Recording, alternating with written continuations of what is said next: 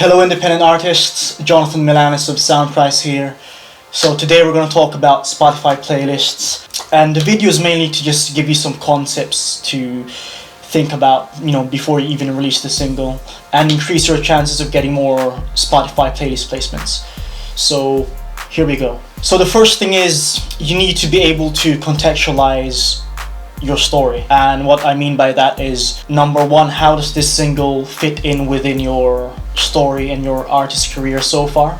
Is it building to an album? Is it building up to an EP? Is it you following the last single you've released?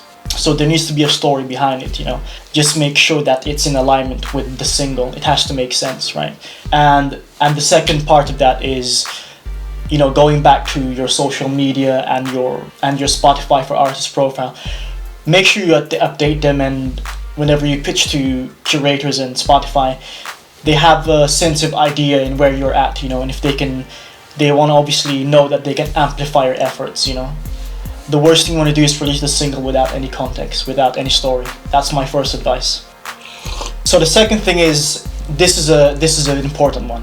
Make sure you don't just release music without any form of a timeline. You just release the music and then you start to figure out how to market it. That's not how it works. Make sure you have at least a 6 to 8 week timeline before even releasing the song.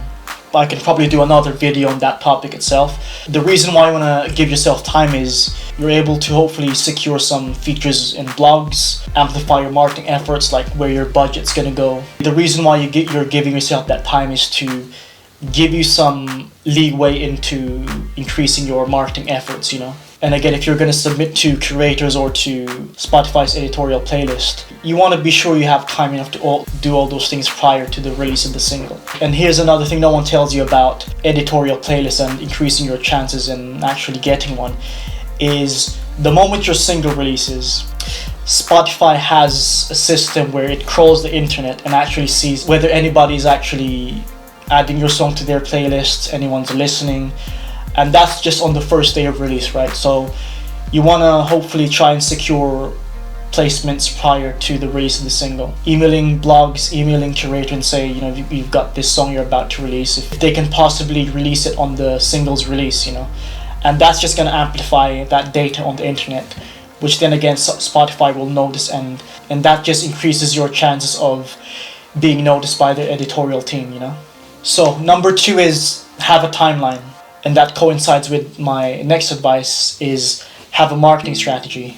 Think about whether or not you want to release a music video to support the release, trying to secure placements and blogs prior to the release. Another aspect why you want to think about having a timeline and a marketing strategy prior to the release is because the day that your song releases, Spotify has a system that basically crawls the internet and sees what kind of engagement your single is going through. And obviously if it likes the data it's seeing, the engagement it's seeing, that's going to give them a heads up and possibly add your song to an editorial playlist, So that's something to keep in mind.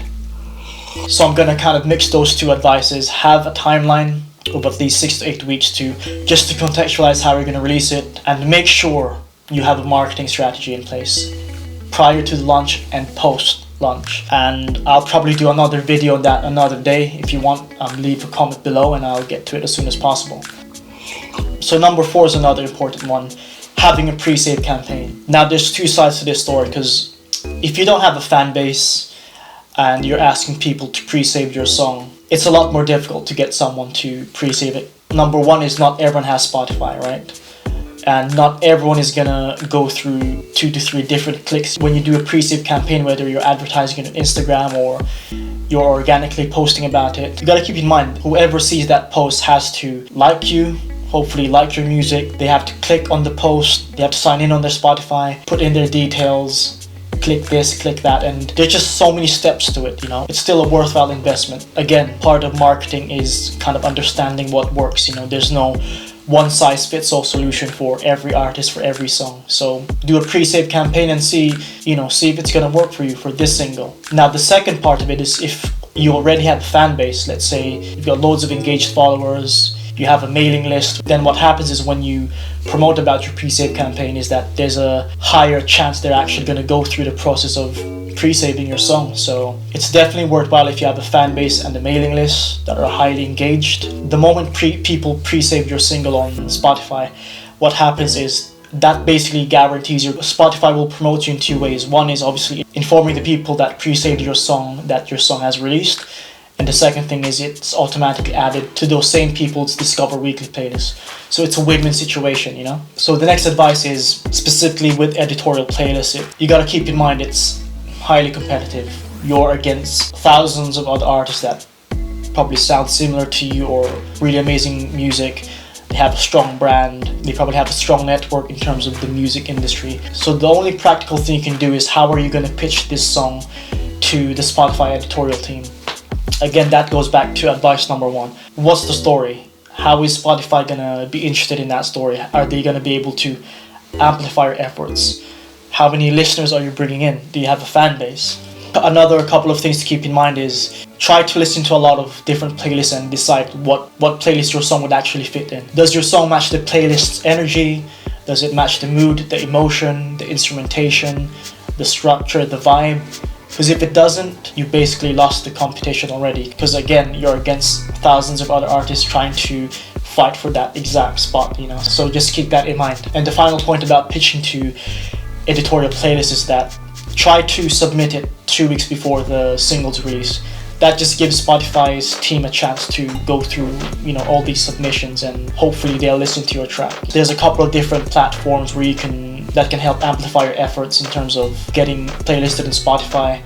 And this is more on the user-curated side. Here are just some of the platforms that I've used personally, helping my clients actually gain more streams, right? So some of them are paid, some of them aren't paid. Submit Hub, there's Playlist Push, MySphera, I think it's called. You can also contact curators individually, although it's very time consuming, so that's something you have to think about. There's also Daily Playlists, which is a free platform.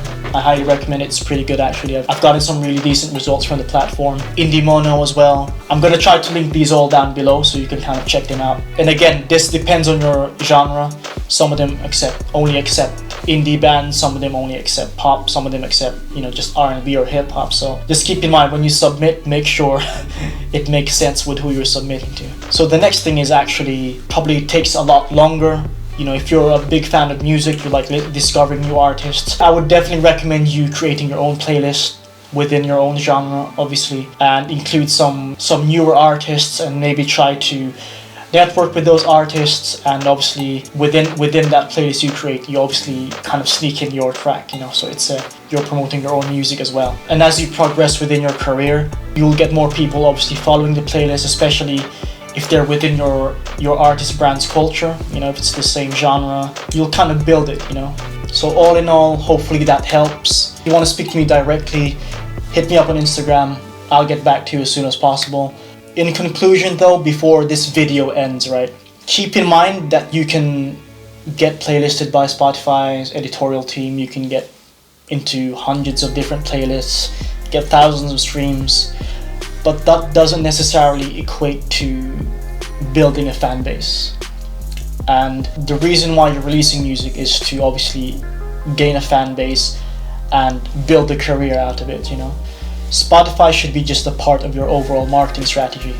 I would rather have 100 fans who are actually going to see me travel an hour just to see me perform live, rather than, you know, 1 million streams and none of them actually go out to see me. So Ari Herstand said in his book, The New Music Business, if you live by the playlist, you will die by the playlist, right?